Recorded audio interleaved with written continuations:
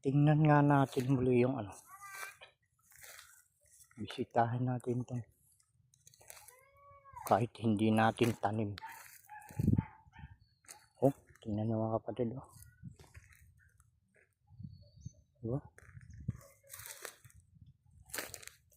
Di pa pala na ano, tutunaw lahat yung abono. Ay, nako. Ayan.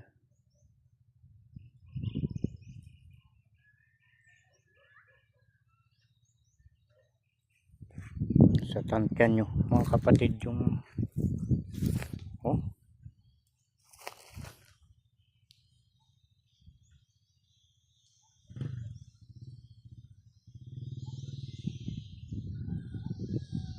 talagang kan oh, halos ganyan lahat na eh. Ay nako.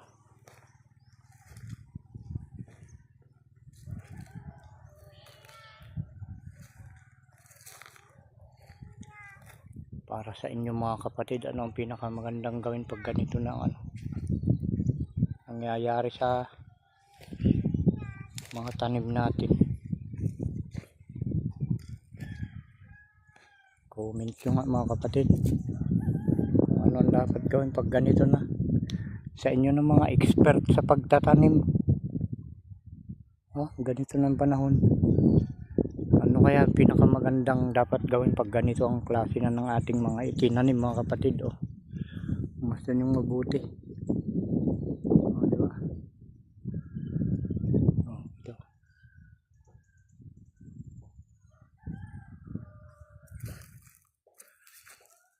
Oh, diba? Malapitan natin. Oh, kita nyo ko ng itsura na.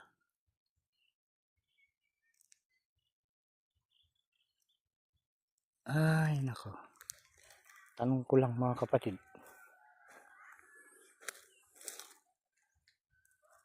yun lang. Salamat sa panonood.